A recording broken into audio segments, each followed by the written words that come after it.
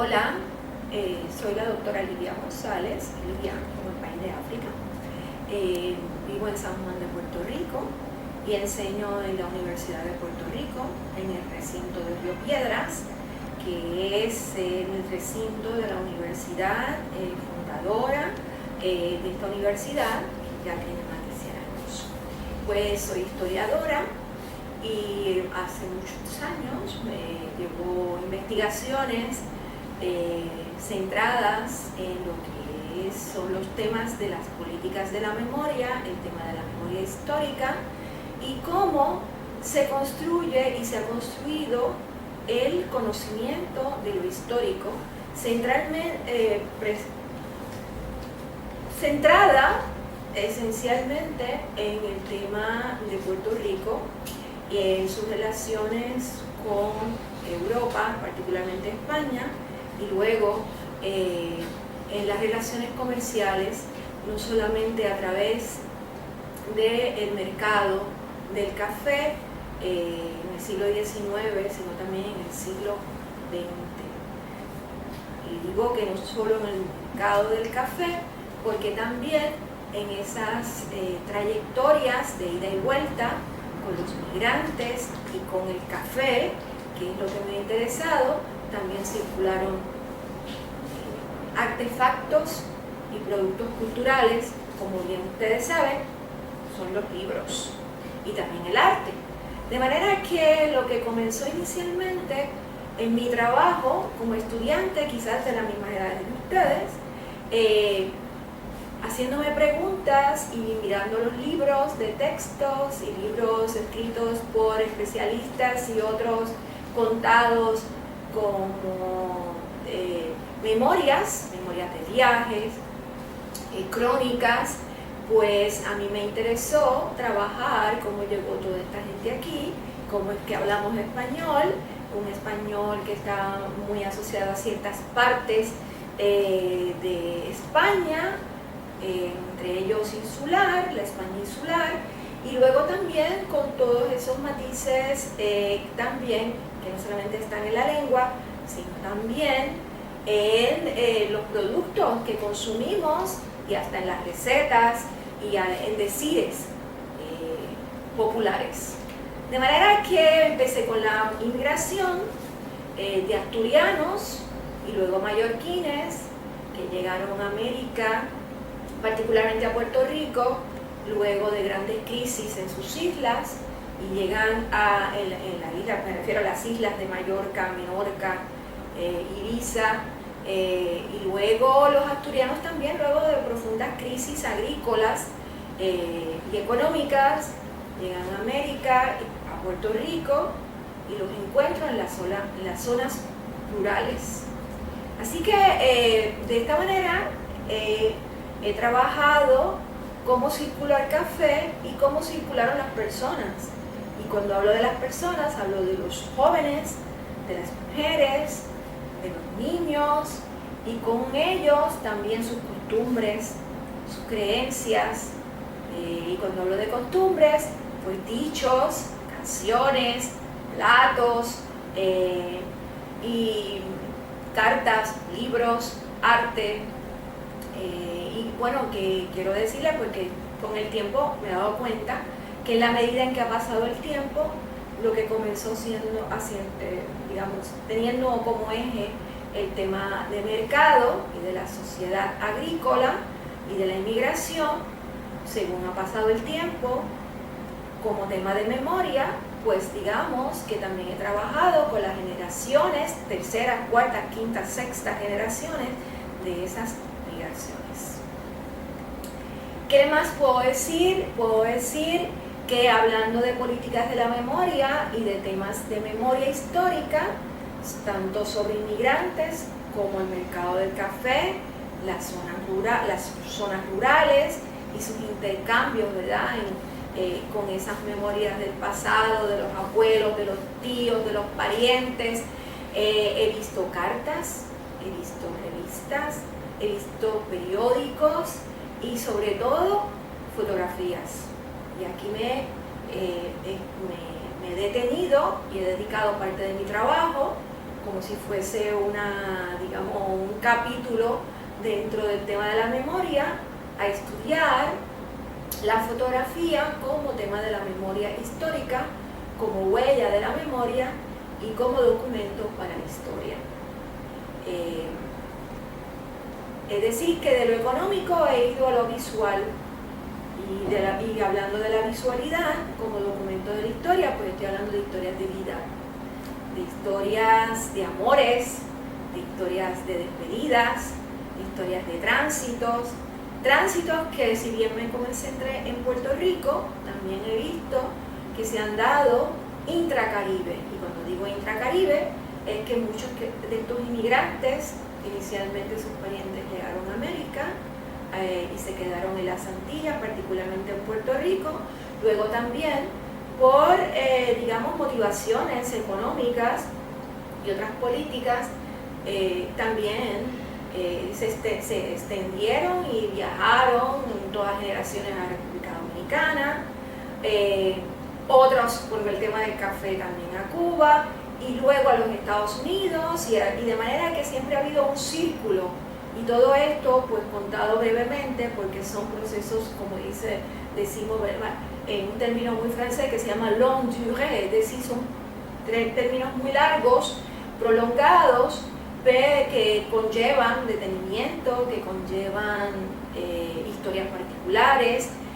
movimientos que son muy singulares,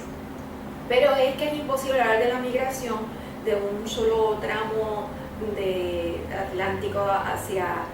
vamos a decir, un tramo del Atlántico, sino también que nosotros cuando hablamos de migraciones hemos visto cómo el tema es complejo y lo que quizás podemos trazar desde el siglo XIX. En mi caso, pues luego también lo hemos visto en esos lazos de parentesco y con historias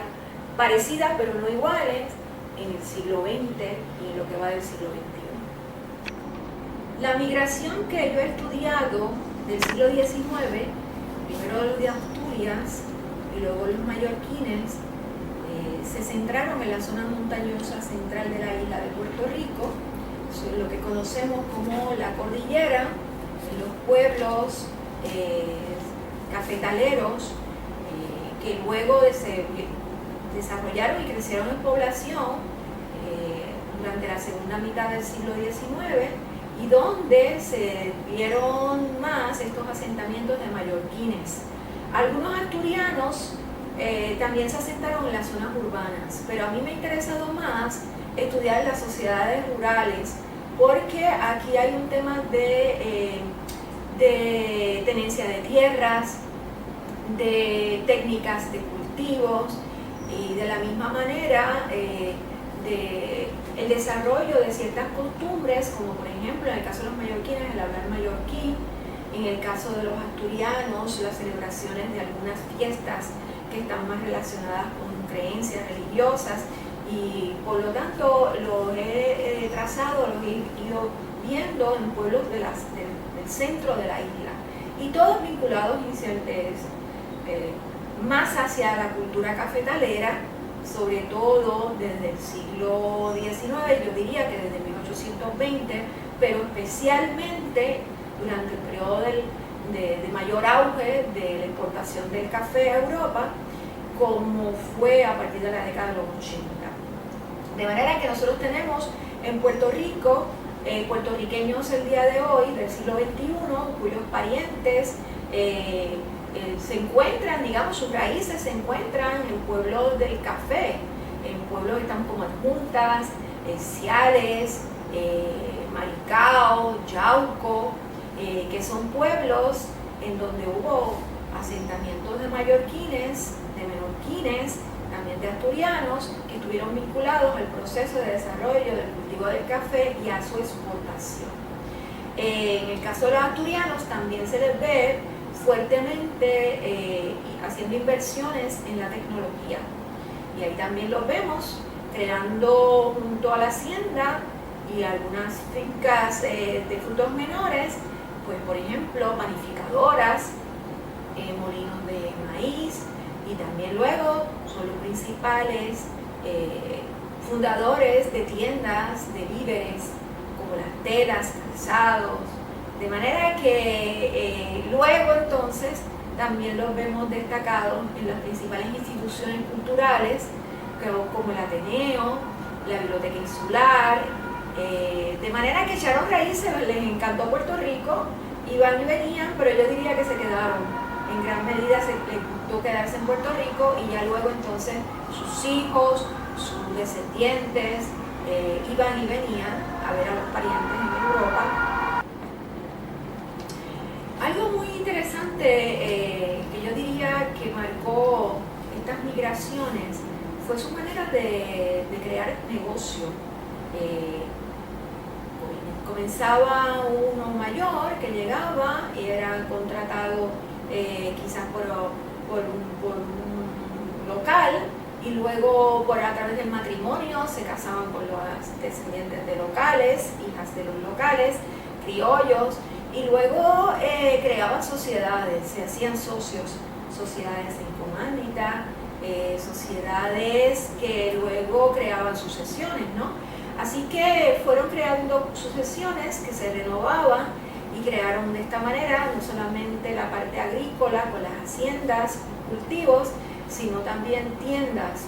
y de comercio. Y cuando hablo de comercio, el comercio se encargaba de recibir del área rural y de las tiendas y de las haciendas, y digo tiendas también que hubo en las haciendas, es decir, las tiendas rurales como las pulperías, los ventorrillos, donde se vendían digamos, mercancía de primera necesidad y también algunos víveres, algunos alimentos, pero igual estas sociedades también fundaron tiendas para exportar, y cuando hablo de exportar estoy hablando de los productos, ¿verdad? Monocultivos, del monocultivo, como fueron el café en mi caso, que es el que he estudiado, pero también los jugos de la caña de azúcar. En el caso del café,